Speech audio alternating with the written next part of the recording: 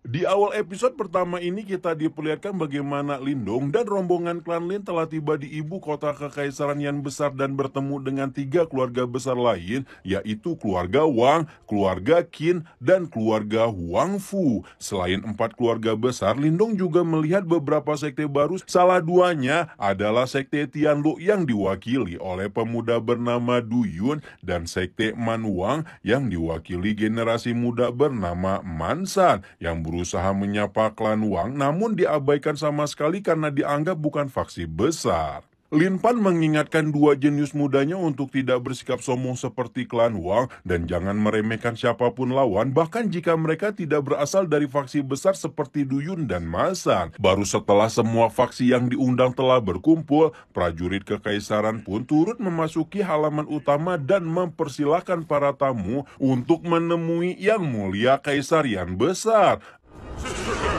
Singkat cerita, para peserta pun memasuki bangunan utama kekaisaran dan bertegur sapa satu sama lain tidak terkecuali klan Lin dan klan Wang. Namun bukan menyapa dalam artian positif, kepala klan Wang yang bernama Wang Le justru ngerosting Lin Pan di depan umum dengan menanyakan apakah klan Lin sudah kehabisan bibit unggul sampai harus memakai generasi dari klan cabang. Lin Pan berusaha tidak mempedulikan olok-olokan itu dan meminta Wang Le untuk tidak sembarangan bicara karena mereka masih tidak tahu bagaimana hasil dari seleksi bibit unggul kali ini. Sementara kepala klannya mencari gara-gara, generasi mudanya alias Wang Yan juga tidak diam saja dan mengcepu pada abangnya yang bernama Wang Zhong tentang perbuatan Lindong kepadanya. Hal ini membuat Wang Zhong segera memperingatkan Lindong namun sama sekali tidak digubris oleh Lindong sehingga dua generasi muda itu malah saling meledakkan kekuatan Yuan di tengah aula.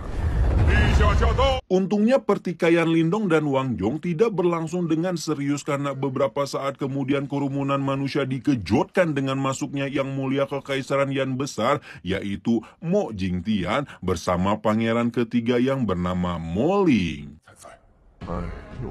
Mo Jingtian menjelaskan dengan cepat bahwa kuota perwakilan kekaisaran kali ini adalah 5 orang dan karena itulah dia akan membagi seluruh peserta dalam 5 kelompok di mana orang yang terakhir bertahan dalam kelompok itulah yang akan terpilih menjadi perwakilan. Setelah mendapat pengumuman, para peserta pun keluar dari aula dan meninggalkan Mo Jingtian yang mengingatkan putranya untuk tidak meremehkan Lindong. Singkat cerita, para peserta pun sampai di tempat pengundian dan mulai memasuki kekuatan Yuan mereka masing-masing ke dalam bola pengundian untuk menentukan kelompok.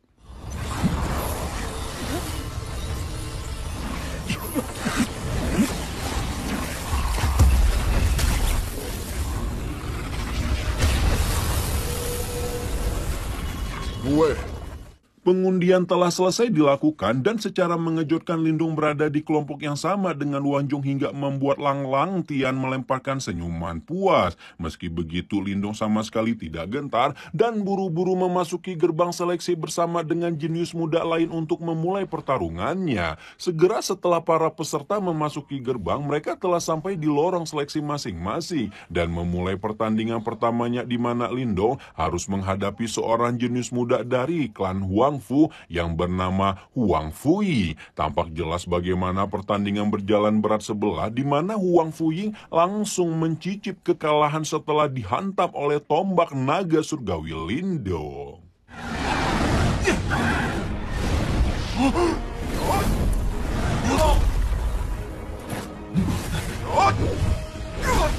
Tidak hanya Lindong yang memperoleh kemenangan, lorong-lorong lain pun mulai memanas karena pertempuran yang liar dari para generasi muda dan orang-orang tua di luar hanya bisa menghela napas pasrah atau berjengit kegirangan ketika menyaksikan nama dalam papan peserta mulai menghilang satu persatu. Demi singkat cerita, para peserta telah sampai di putaran terakhir dan mereka akan melewati pertandingan yang sesungguhnya karena putaran ini hanya menyisakan generasi muda puncak di di Kekaisaran Yan Besar. Lang Tian melawan entah siapa yang tidak dijelaskan. Qinzi akan melawan pangeran ketiga Moling. Du Yun akan menghadapi tuan putri klan Huangfu yaitu Huang Fuying. Man Shan melawan Wang Yan yang So Yes, dan Lindong seperti yang sudah kita duga akan melawan Wan Zhong.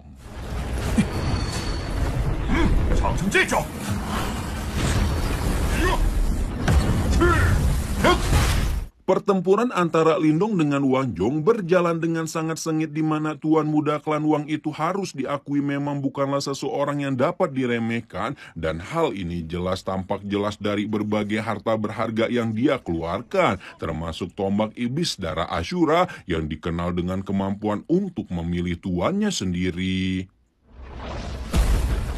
Dan benar saja setelah beberapa pertukaran terjadi, Lindong dapat melihat sendiri bagaimana tombak darah mendominasi tombak sisik surgawinya dan membuat harta surgawi pertama yang dia temukan itu langsung terkorosi oleh energi berdarah. Kendati demikian, Lindong tidak menyerah sama sekali dan membuat Wang Zhong akhirnya melepaskan mata Ashuranya. Namun betapa terkejutnya Wan Zhong ketika melihat Lindong sama sekali tidak tertekan oleh mata Ashura, karena pemuda klan cabang itu sebenarnya telah menaklukkan harta karun klan Lin, yaitu puncak penjara berat, dan akan segera memulai serangan baliknya.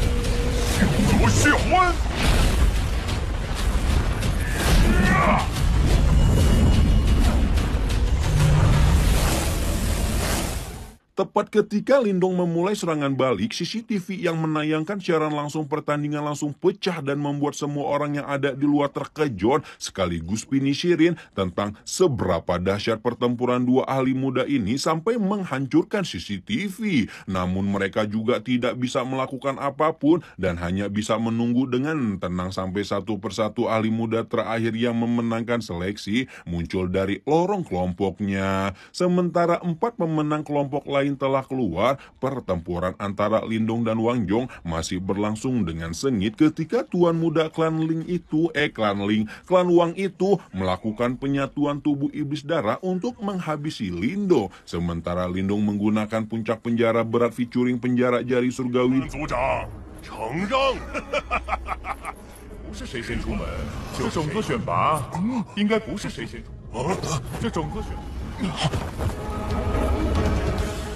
Akhirnya tanpa diduga-duga, Wan Zhong yang keluar dari gerbang pertama kali malah kehilangan kesadaran, dan Lindong yang muncul setelahnya didapuk sebagai perwakilan terakhir dari Kekaisaran Yan Besar untuk memasuki medan perang kuno. Sebagai bekal para generasi muda ini, Mo Jingtian meminta kelima pemuda untuk memasuki kolam roh suci dan mendapatkan beberapa keuntungan selama berlatih di tempat keramat kekaisaran tersebut. Setelah memberitahu beberapa peraturan di dalam kolam, Mo Jingtian bersama dengan para petinggi faksi menyatukan kekuatan untuk membuka kolam roh suci dan meminta para perwakilan untuk memasuki gerbang kolam sebelum akhirnya memulai kultivasi mereka masing-masing.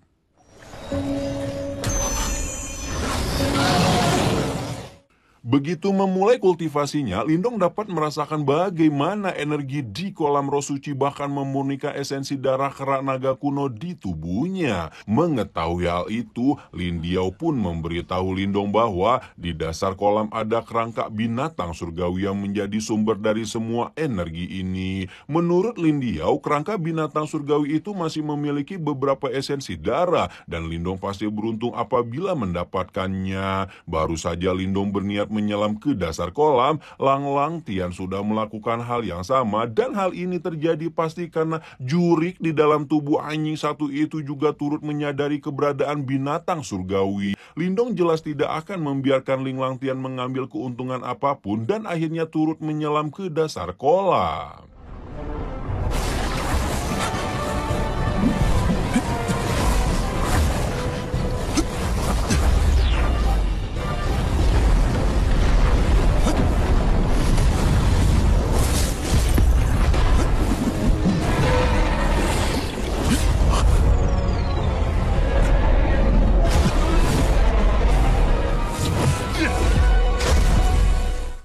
Setelah melewati perbaku hantaman yang cukup intens selama menyelam, Lindong pun akhirnya sampai di pusat energi kolam roh suci dan melihat seekor kerangka buaya surgawi kuno yang telah disegel dengan formasi sihir kuat di dasar kolam. Ling Langtian yang datang kemudian seperti biasa berusaha ngerosting Lindong dan menyarankan agar pemuda klan cabang itu tidak benar-benar menganggap dirinya kuat. Namun Lindong sama sekali tidak terpengaruh oleh celutukan si anjing Lang Langtian, malah dengan berani mengungkit keberadaan roh Yuan di tubuh jenius utama klan Lin itu hingga membuat Lang Langtian sedikit tercekat. Nah, berhubung Lindong juga sudah mengetahui keberadaannya, roh Yuan dalam tubuh Lang Langtian yang bernama Mbah Mushi pun akhirnya menunjukkan wujudnya. Ketika Mushi muncul, Lin Diao pun turut keluar dari tubuh Lindong dan membuat mbah-mbah roh Yuan itu tertawa meremehkan seolah yakin dapat menelan roh binatang dalam tubuh Lindong ini dengan mudah. Karena itulah Mushi meminta Ling Langtian untuk mengambil esensi darah buaya surgawi, sementara dia akan menghadapi Lin Diao dengan mudah. Namun ketika pertempuran telah terjadi sampai menyebabkan seluruh kolam roh suci gonjang-ganjing, Mushi masih tidak dapat menelan Lin Diao dengan mudah seperti yang dia pikirkan. Sampai kemudian roh Yuan tua itu mengetahui bahwa roh binatang yang sedari tadi dia remehkan adalah seekor iblis surgawi yang legendaris. Meskipun begitu, Mushi masih percaya diri bahwa di tempat yang kaya energi ini dia dapat menaklukkan iblis Marten dan membentuk semua formasi pengorbanan. Tapi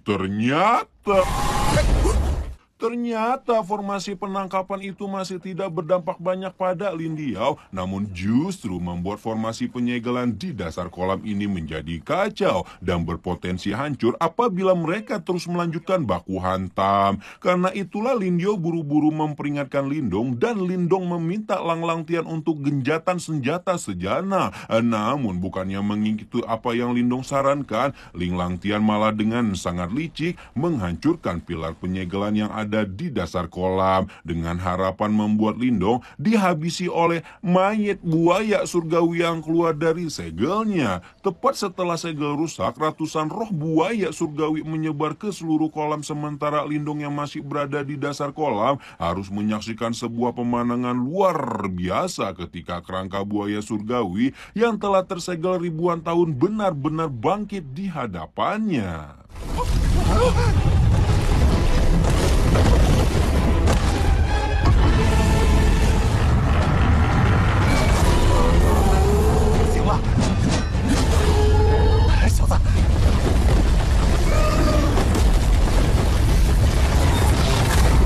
Lindong telah menggunakan berbagai jenis serangan untuk menghalau kerangka buaya surgawi yang bangun-bangun langsung ngamuk ini, namun dia masih tidak sanggup mengalahkannya karena serangan biasa memang tidak akan berpengaruh untuk mayat binatang surgawi kuno. Ketika itulah Lin Diao meminta Lindong menahan buaya surgawi, sementara dia akan berusaha untuk menarik sisa jiwa binatang iblis kuno itu keluar dari kerangkanya. Awalnya upaya penarikan sisa jiwa ini berjalan dengan lancar, namun ternyata buaya surgawi masih tidak mau menyerah dan justru melepaskan serangan roh buayanya hingga membuat Lin Diao goyah.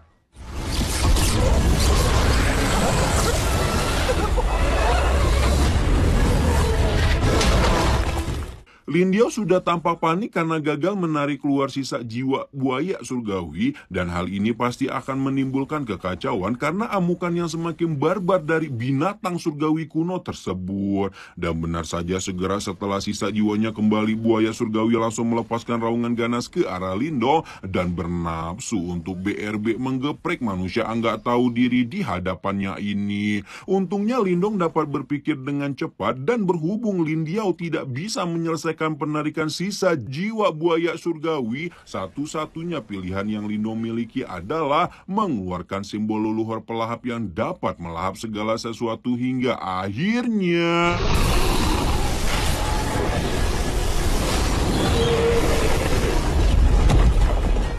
Akhirnya seluruh jiwa sisa buaya surgawi pun berhasil dikeluarkan dan Lindung mampu mencegah kehancuran yang lebih parah dari amukan kerangka binatang iblis surgawi kuno tersebut. Tidak hanya mendapatkan esensi darah dan limpahan energi yang luar biasa, Lindung dengan sangat beruntung mendapatkan bonus tombak tulang buaya surgawi kuno, di mana tombak itu kemungkinan besar merupakan pusaka surgawi yang dimurnikan sendiri oleh buaya surgawi semasa hidupnya. Menurut Lindiau, kekuatan tombak tulang ini sangat luar biasa dan bahkan bisa menjadi bala bantuan besar untuk Lindong di medan perang kuno dengan kemampuannya memanggil sisa jiwa buaya surgawi kuno yang tersimpan di dalamnya. Sementara itu, Lin Langtian yang berpikir Lindong udah pindah alam sibuk mengarang cerita tentang seberapa serakannya pemuda klan cabang itu sampai turun ke dasar kolam dan menghancurkan segel buaya surgawi demi mendapat lebih banyak keuntungan. Untungnya karangan bebas dan fitnah Ling Langtian itu tidak berlangsung lama karena Lindong bisa keluar tepat waktu dan menunjukkan betapa jenius muda utama klan itu sedang berusaha untuk membunuh keluarganya sendiri. Ling Langtian yang awalnya masih sok-sokan acting jadi Lee Min Ho langsung kicep ketika ternyata Lindong tidak hanya membawa omon-omon namun juga membawa bukti yaitu tombak tulang buaya surgawi yang mengartikan bahwa pemuda itu telah berhasil meniadakan ancaman besar yang selama ini berpotensi menghancurkan seluruh kekaisaran.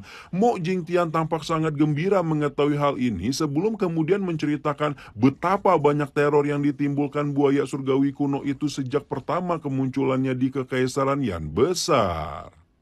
遗骸镇压在纯高级宗派强者，将本土天恶祸害四方。 Mo Jingtian berterima kasih karena sekarang Lindong telah membebaskan mereka semua dari bayang-bayang menyeramkan buaya surgawi dan meminta pemuda itu untuk menyimpan tombak tulang buaya surgawi sebagai apresiasi yang memang sepantasnya dia dapatkan. Singkat cerita, masing-masing perwakilan termasuk Lindong telah kembali ke penginapan dan pemilik batu Zuzi itu memanfaatkan waktu yang tersisa untuk memberikan ojeknya alias Shoyen sisa esensi darah buaya surgawi kuno yang dia dapatkan sebelumnya. Sementara menunggu Shoyen memurnikan esensi darah buaya surgawi, pikiran Lindong langsung terbang jauh dan bertinyi-tinyi apakah dia bisa bertemu dengan tambatan hatinya Neng Qingju dalam perang 100 dinasti nanti. Sementara Lindong memikirkan Ling Qingju, orang yang dipikirkan sedang menghadap gurunya yaitu Master Istana Suci Sembilan Langit dan mendapatkan tugas untuk menyelidiki keanehan yang sedang terjadi